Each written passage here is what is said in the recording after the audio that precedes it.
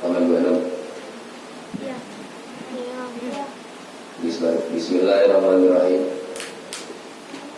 Hadis terakhir ya tentang sholat fardu. Wa qala sallallahu alaihi wasallam, dan telah bersabda kaki Nabi Muhammad sallallahu alaihi wasallam, man siapa orang jamaah yang telah mengumpulkan baina sholatain, dua sholat fardu. Man siapa orang jamaah yang telah mengumpulkan itu orang baina sholataini, dua sholat fardu, min ghairi udri, tanpa ada alasan yang dibolehkan agama.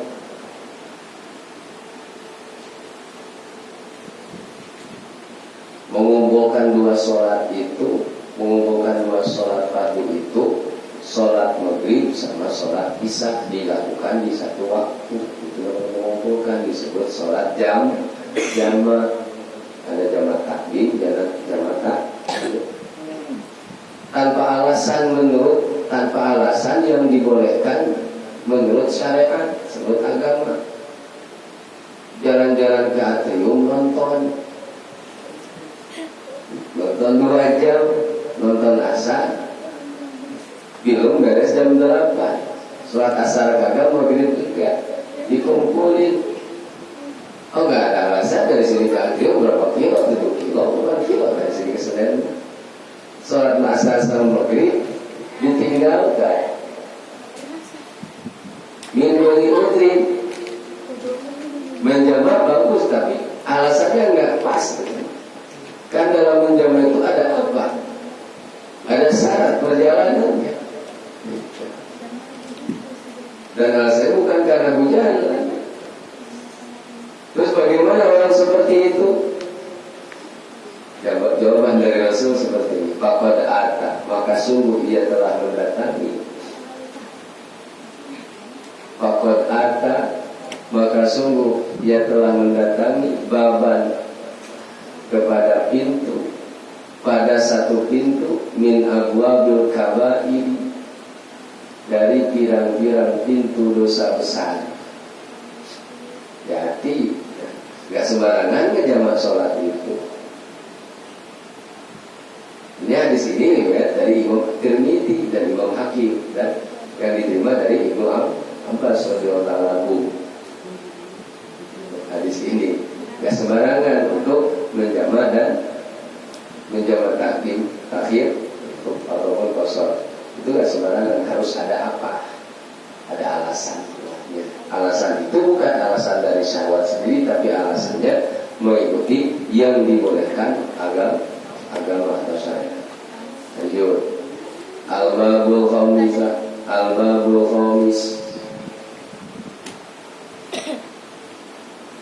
Al-babul khamis asyara, bermula ini bab ke-15.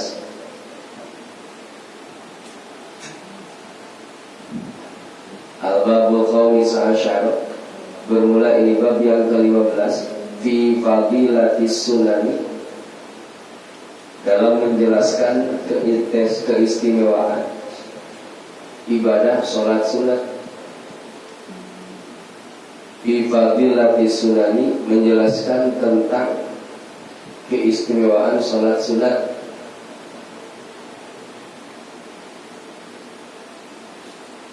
Nah, sekarang bicara sholat sunat. Kemarin 10 hadis tentang keistimewaan sholat wajib. Itu motivasinya.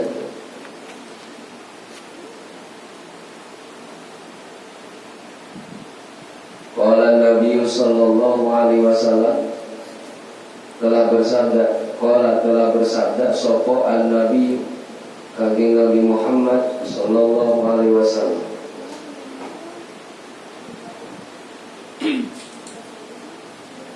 man siapa orang sholat yang melakukan sholat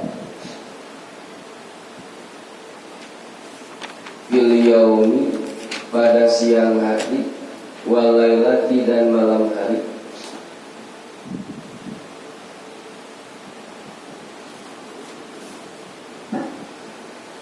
Siapa orang yang melakukan sholat fil yaumi pada siang hari, walailati dan malam harinya, isnata asyarata rakaatan, sebanyak 12 rakaat.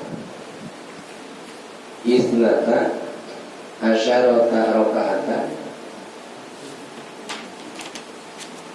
man shalla fil yaumi wal lailati, siapa orang yang melakukan sholat di siang hari dan malam harinya, isnata asyarata rakaatan, sebanyak 12 rakaat, tatawu'an, hanya sholat sunat,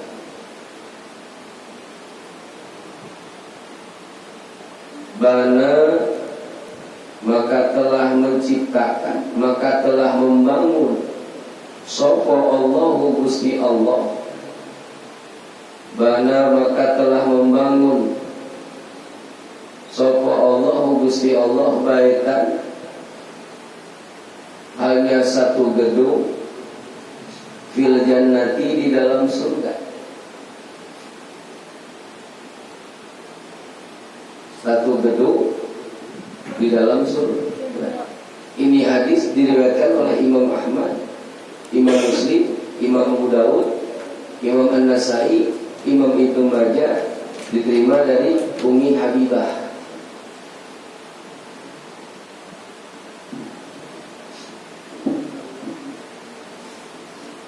Dalam hadis ini dikatakan, man shalla fil yaumi wal lailati isnata asyarata rakaat. Siapapun orangnya dari golongan umat Rasulullah, umat Islam, yang melakukan sholat sunat sehari semalam sebanyak 12 rakaat. Kalau kita mampu dalam sehari semalam melakukan sholat sunat 12 rakaat, banallahu baitan fil jannati, Allah telah membangunkan sebuah gedung istana di surga. Untuk siapa? Untuk umat Rasul yang mau, yang istiqomah melaksanakan sholat sunat dalam sehari semalam 12 rakaat. Apa aja 12 rakaat itu? Oh, apa aja 12 rakaat itu?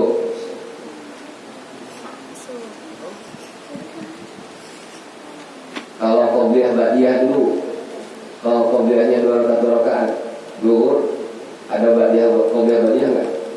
Berarti berapa rakaat? 4 rakaat. Asar, qobliyah ada enggak? Ada. Berapa rakaat?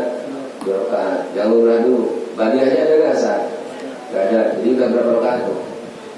6. Maghrib ada qobliyah ba'diyah enggak? Ada. Berarti tahu berapa rakaat? 2 rakaat. 4 rakaat, jadi 10 rakaat kan? 10 rakaat. Tambah Isya. Isya ada qobliyah ba'diyah enggak? Ada. Qobliyah berapa rakaat? 4. Hah? Ba'diyahnya? 2. Jadi 4 rakaat. Jadi berapa? 14. Berapa? 14. 14 rakaat. Apa lagi? Subuh. Tuh, 12 rakaat sunat-sunat. Kalau kita ngamalin qobliyah ba'diyahnya udah lebih dari 12 rakaat. Itu yang 2 rakaat doang. Gimana kalau qobliyah duhurnya 4 rakaat, ba'diyah duhurnya 4 rakaat, qobliyah asar 4 rakaat? Ini hadis. Mau nggak dibikin istana sama Allah di surga? Tuh biasain sholat sunat. Bagaimana suka bilang, kau belajar sholat sunat, jangan dulu neko-neko sholat malam, sholat siang atau gimana. Belajar dulu sholat sunat setelah fardu qobliyah ba'diyah. Qobliyah ba'diyah itu untuk latihan pertama bagi orang yang mau belajar sholat sunat. Jelas hadisnya, ada hadiahnya di situ. Tuh, satu istana gedung istana di surga. Paling sempitnya 1/3 bumi. 1/3 bumi paling sempitnya. Kira apa? Dia luas ya. Luas. Tanah surga itu. Kalau Kalau landasan bumi mah, pijakan bumi itu Allah ciptakan dari tanah. Kalau surga, tahu nggak? Surga itu alat pijaknya. Kita nanti di dalam surga berjalan tuh di atas apa? Bukan tanah di surga, kasturi. Alas di surga itu bukan tanah, tapi kasturi. Tanah mah bau. Kemudian becek, ada ojek. Kalau di tanah surga mah bukan tanah yang kita itu, kasturi. Berusaha mau ya, kayak gitu. Kasturi, lu inten, sabarzat, jamrud, itu batu koral, emas, bahan bangunan surga, emas murni, emas yang berkarat-karat, yang kagak berkarat, rebutan di dunia. Di surga itu bahan bangunan, sama seperti kita. Kamu tertarik ya kalau dikasih pasir segerobak? Dikasih batu koral mau nggak? Dikasih batu bata mau nggak? Tendang itu cacain kali. Salam dari Mijay, mungkin dari begitu. Kenapa? Nggak tertarik. Nah, emas, inten, zamrud, zabarzat, berlian dan lain sebagainya yang diperebutkan, yang didambakan, yang diidam-idamkan oleh manusia di dunia, di akhirat di surga itu barang-barang itu disebutnya bahan bangunan istana surga. Yang berharga bukan bahan bangunan. Kadang rebutan semen sih, ngapain sih? Rebutan saya minta 4 tuh bisa lu bangun, kalau bisa 1 aja gak masuk kosan. Gitu. Bahan bangunan itu. Jadi di sini tuh arbaan sebelum duhur 4 rakaat, atau yang ini sebelum duhur 4 rakaat ditambah 2 rakaat setelahnya. Terus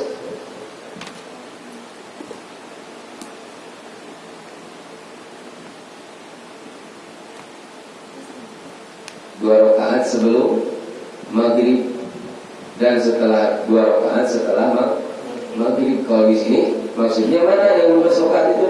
Nah, poinnya di sini 4 rakaat sebelum duhur, 2 rakaat sebelum sesudah duhur. Jadi berapa? Yang benar gitu enggak? Berapa rakaat?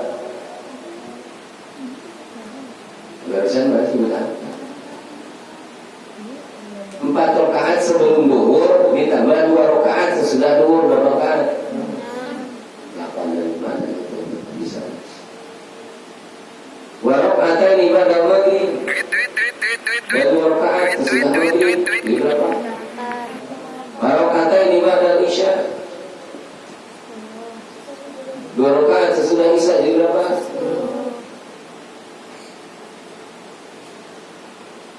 Wa raka'ataini qabla sholat al-fajr dan 2 rakaat sebelum sholat subuh. Jadi berapa?